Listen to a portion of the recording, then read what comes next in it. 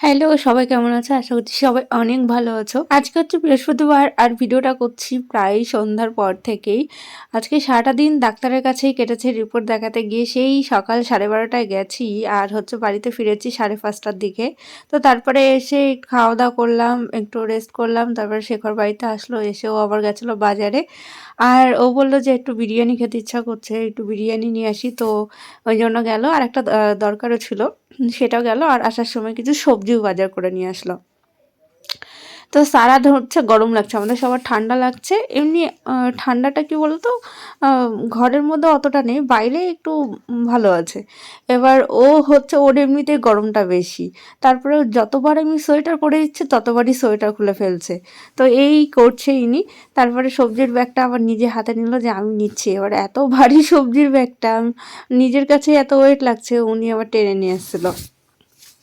যাই হোক, চলো এবার খাওয়া দাওয়াটা করে নেবো। আর সারাকেও বিরিয়ানি দেবো, ওকেও ধরো আমরা তো এসে খেলামই ওই 6টার দিকে। ভাত আমিও খেয়েছি, ও খেয়েছে। ওকে পেট ভরে খাইয়ে দিয়েছি। তো বিরিয়ানিটা খাওয়া এখন নতুন শিখেছে, পছন্দ করছে। তো সারাকেও বিরিয়ানি দেবো। আর যদি ও বিরিয়ানিটা ঠিকঠাকভাবে খেয়ে নেয় তাহলে আর ভাত খাওয়াবো না ওকে। তো চলো এবার খাওয়া দাওয়াটা করে নিই। পটেটো দেবো? হ্যাঁ। চিকেন দেবো? হ্যাঁ। পটেটোটা চিকেন দাও। খেতে হবে না তোমাকে, তুমি শুধু রাইস খাও। না, আমাকে বিশ পটেটো দাও। প্লিজ পটেটো দেবো? হ্যাঁ। ঠিক আছে, তুমি তো বেবি, তুমি অতটা খেতে পারবে না, তাই তোমার জন্য হাফ করে দিলাম। আমি বড় হয়ে গেছি। ও, তুমি বড় হয়ে গেছো? হ্যাঁ। আচ্ছা, খাওয়ার সময় বড় হয়ে গেছে। ঠিক আছে, নাও, সব খেয়ে নিতে হবে কিন্তু গুছিয়ে। হ্যাঁ। স্যালাড দেবো? অপুচু। অল্প একটু কেন, স্যালাডটাই তো বেশি বেশি খেতে হয়। নাও। Thank you. ওয়েলকাম। বাটি দাও। ও, আমার প্লেটে বাড়বো এবার? হ্যাঁ। ঠিক আছে, পাপা আসুক, তুমি খেতে শুরু করো, তারপরে আমি আর পাপা খাচ্ছি। কেমন হয়েছে একটু খেয়ে বলো তো। ভালো হচ্ছে। তুমি তো এখনো খেলেই না, কি করে বুঝলে? খাও। তায়া। খাও, একটু আগিয়ে নাও প্লেটটা।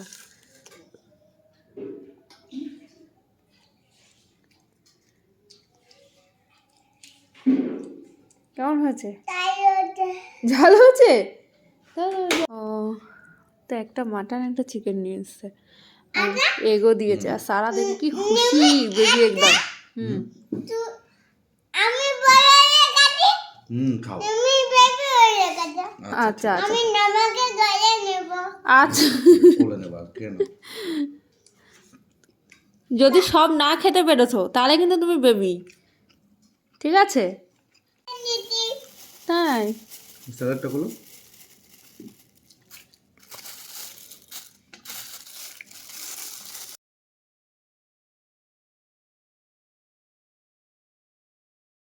কাল রাতে খাওয়া দাওয়ার পরে আর কোনো ভিডিও করা হয়নি। তো এখন হচ্ছে সকাল কটা বাজে, ওই 7টার মতন বাজে। উঠে বাসন কোসন মাজলাম। রাত্রেবেলা ঠান্ডাটা পড়ার পর থেকে না, রাত্রেবেলা বেশিরভাগ দিনই বাসন আর মাজা হয় না। আর আমার তো 12 মাসে ঠান্ডা লেগেই আছে, কাশি আছে, মানে সেরেসা জমে আছে। তো এটা একদম যেন 12 মাসে মানে একটা ব্যাপার হয়ে গেছে আমার। যাই হোক, ওই জন্য একটু জল ঘাটাটা অ্যাভয়েড করতে চাই যখন ঠান্ডাটা একটু বেশি থাকে, রাত আর সকালটা। তো কি আর করব, ধুতে তো হবে, রাতে না ধুলে সকালে, আর সকালে যদি না ধুই তাহলে সেই দুপুরবেলা। তো যাই হোক, রাতেরগুলো তো সকালে ধুতেই হবে, কিছু করার নেই। দেখে সারাও ঘুম থেকে উঠে গেছে, আমি বাসন টাসন ধুয়ে নিচ্ছি। সারাও উঠে গেছে, এখন কিন্তু 7টা বাজে। আর এত তাড়াতাড়ি ওঠার কারণটাই হচ্ছে যাব ডাক্তারের কাছে। কালকে তো রিপোর্ট দেখাতে গেছিলাম, তো উনি হচ্ছে গাইনো ডাক্তারের কাছে আমাকে যেতে বললো। গাইনো ডাক্তার অ্যাডভাইস করলো। তো আমি আগে যে ডাক্তার দেখাতাম, মানে সারা যার কাছে হয়েছে, আমি তার কাছেই যাব আবার।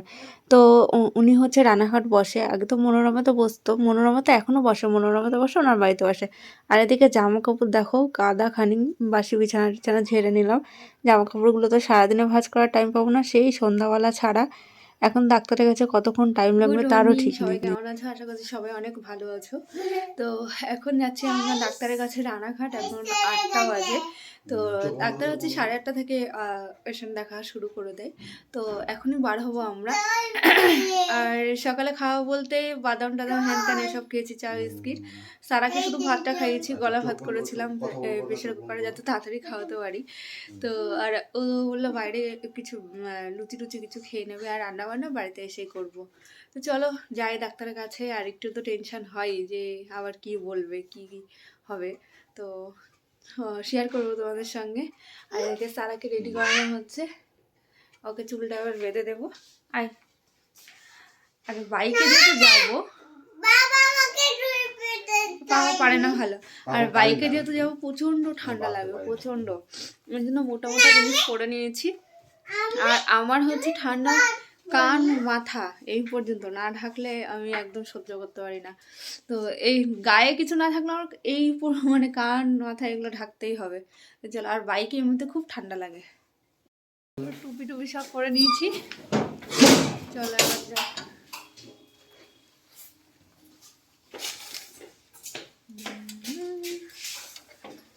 বছরের শেষটাই ডাক্তারের কাছেই আমার টাইমটা কেটে যাচ্ছে।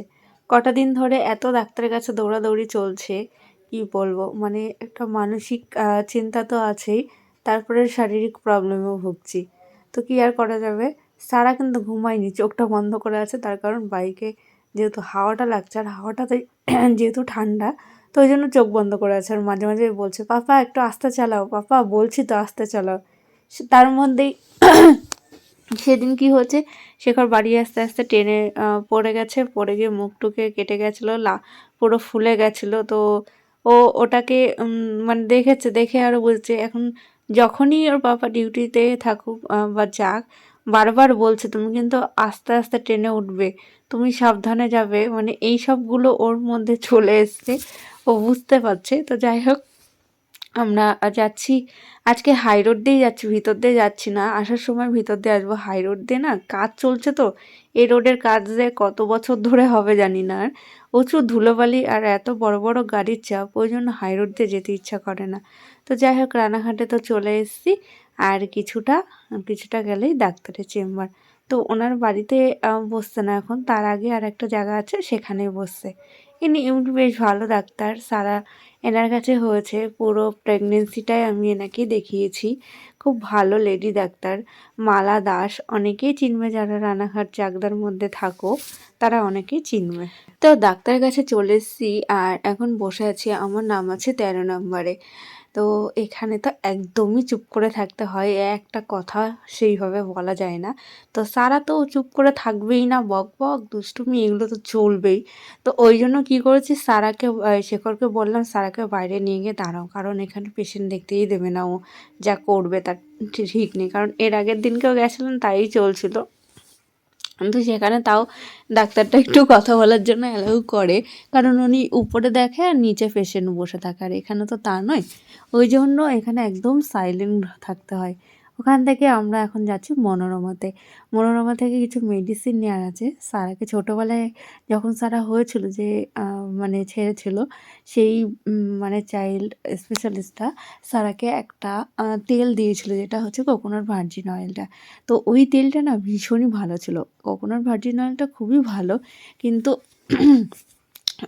যেটা দিয়েছিল সেটা সেই কোম্পানির তেলটা খুবই ভালো, তো এখানে ছাড়া পাওয়া যায় না। ওই জন্য এখানে আসলাম তেলটা নিতে।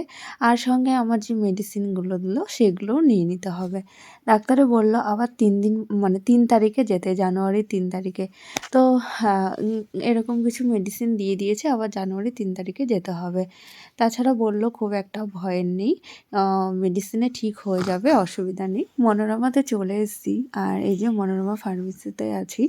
এখানে আসলে সত্যি এখানে অনেক স্মৃতি জড়িয়ে আছে। অনেক স্মৃতি বলতে মানে এইখানে যে স্মৃতিটা সেটা পুরোটাই অন্যরকম। এখানে সারা হয়েছে, যে কারণে এই জায়গাটা আমার কাছে সত্যিই একটু অন্যরকম স্পেশালি বলা যায়। তো সারাকে আমি কতবার বলছি, সারা জানো তুমি এই হসপিটালে হয়েছো, এই ডাক্তারের কাছে হয়েছে, সব কিছু ওকে বলেছি। তো ওইগুলো এখন বুঝছে না। তো যাই হোক, শেখর ওদিকে নিচ্ছে ওষুধ, আর আমি এখানে বসে আছি। সারা তো দৌড়াদৌড়ি করছিল কন্টিনিউ। তারপরে ওষুধ টষুধ নেওয়া হয়ে গেল। সেকেন্ড ফ্লোরেই ফার্মেসিটা, ওই জন্য আমরা সিঁড়ি দিয়ে গেছিলাম। তো চলো এবার যাব সোজা বাড়ির দিকে, একটু রাস্তায় দাঁড়াবো শুধু খাওয়ার জন্য। তো রাস্তায় একটু দাঁড়িয়েছি আর আমরা এখন যাচ্ছি হচ্ছে ভিতরের রাস্তা দিয়ে। একটা মিষ্টির দোকানে দাঁড়ালাম, এখান থেকে একটু পরোটা আর তরকারি খেয়ে নেবো আর একটা করে রসগোল্লা। তো ভাবছিলাম অন্য কিছু খাবো, তো শেখর বললো না একটু পরোটা খাইতে। আমি বললাম তাহলে চলো মিষ্টির দোকান থেকে খাই, আর লুচি আমার খুব একটা ভাল লাগে না, তো ওই জন্য পরোটা খাচ্ছি। ভালো হয়েছিল তরকারিটা বেশ, আর একটা করে নলেন গুড়ের রসগোল্লা। রসগোল্লা আমার ভীষণই প্রিয়, আর আমি এমনি মিষ্টিটা একটু খেতে খুবই পছন্দ করি। দেখে সারাও দেখছি আমার মতনই হচ্ছে, মিষ্টি খেতে খুব পছন্দ করছে। তারপরে খাওয়া দাওয়া করে আমরা বেরিয়ে পড়লাম। আর শুধু কোথাও দাঁড়াবো না সেইভাবে। আর আসার সময় আমরা রানাঘাট থেকেই হসপিটালের কাছেই একটা বাজার বসে, তো ওখানে সবজি দেখলাম, সবজি দেখে না ভীষণ লোভ লাগছিল, তো কিছু সবজি বাজারও করে নিলাম। চলো এবার বাড়িতে যাই। তো এখন বাজে 12:40, একটু আগে আসলাম, এসে একটু ফ্রেশ হলাম। ফ্রেশ বলতে জামা কাপড়গুলো চেঞ্জ করলাম, আর শেখর চলে গেছে ডিউটিতে। এখন সারাকে স্নান করাবো, রান্না বান্না করবো। তো চলো ভিডিওটা দেখতে থাকো। তো এদিকে হচ্ছে সবজিটা বসিয়ে দিলাম প্রেসার কুকারে, ডিম সেদ্ধ টেদ্ধ হলো। আর এখানে সবজি কেটেছি, তাড়াহুড়ো করে সবজি কেটেছি আর রান্না বসিয়েছি। সব ছড়িয়ে ছিটিয়ে আছে, এগুলো গোছাতে হবে। আর আসার সময় আবার কিছু সবজি কিনে নিয়ে আসলাম। এটা হচ্ছে পুঁই মিচুরি, দারুণ লাগে খেতে এটা আমার, একটু রসুন পেঁয়াজ দিয়ে ভাজা করলে। এখানে ক্যাপসিকাম, বিনস, পালং শাক, শীষ পালং, তারপরে হচ্ছে কুমড়ো। তো শীতের খাওয়া মানে সবজি কিন্তু দারুণ লাগে আমার। তো চলো এই সবগুলো গোছাই, সারাকে খাওয়াবো। কিছুদিন আগে আমি এই বোতলটা কিনেছি জল খাওয়ার জন্য, এটা হচ্ছে 2 লিটারের জলের বোতল।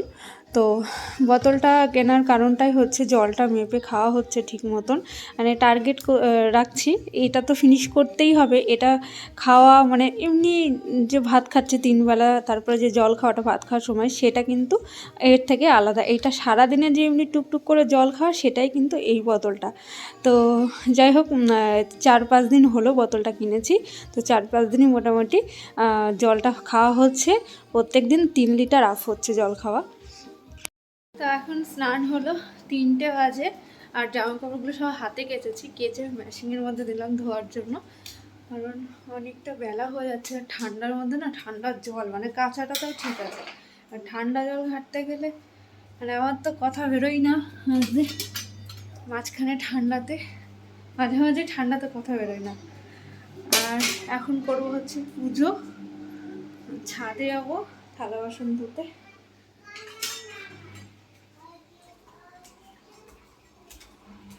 এখনো রোদ আছে ছাদে, আজকে হচ্ছে ছাদে আসাই হয়নি, ওই জন্য তালাটাও খোলা হয়নি।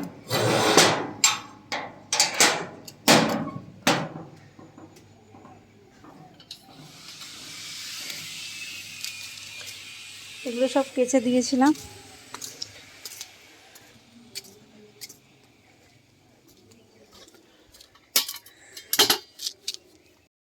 যাওয়ার কথা ছিল মানে ননদের বাড়িতে, তো শরীরটা অসুস্থ জন্য যাওয়াটা ক্যান্সেল করতে হলো। না হলে আজকেই হয়তো, শরীরটা ঠিকঠাক থাকলে আজকে হয়তো চলে যেতাম, আজকে কি কালকেই চলে যেতাম। তো হলো না, কি আর করা যাবে, দেখি ওষুধটা শুরু করি আর একটু ঠিকঠাক হয়ে যায় দিয়ে তারপরে যাব। আর ননদের বাড়িতে গেলে আমাদের 8-10 দিন টাইম নিয়ে যেতে হয়, কারণ এতটা দূর 2-3 দিনের জন্য তো যাওয়া যায় না। যেতে 1 দিন লাগে, আসতে 1 দিন লাগে, এই 2 দিন তো বাদ দাও। আর ওখানে গিয়ে ঘোরাঘুরি 2 দিন না থাকলে ভালো লাগে না এত দূরে। তো ওই জন্য ভাবছি কিছুদিন পরেই যাব। তো মনটাও খারাপ লাগছে, যাব বলে অনেক আনন্দে ছিলাম, গোছাগুছি করছিলাম।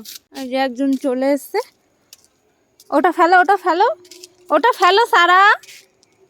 চলো আস্তে আস্তে নামো, আমাদের সিঁড়িতে কিছু নেই, ছাদে কিছু নেই। আর এই মেয়েটা একদম কথা শোনে না, আস্তে আস্তে আস্তে আস্তে, একদম আস্তে আস্তে। তুমি কেন এসছো? আমি তোমাকে বারণ করেছি না যে আসবে না, তুমি সিঁড়িতে উঠবে না বলেছি তো। না, তুমি কেন দেখতে এসেছিলে? আমি তো তোমাকে বারণ করেছি, তুমি কেন কথা শোনো না? কি? গাড়ি এখন নোংরা হয়ে আছে, মুছে তারপরে দেবো।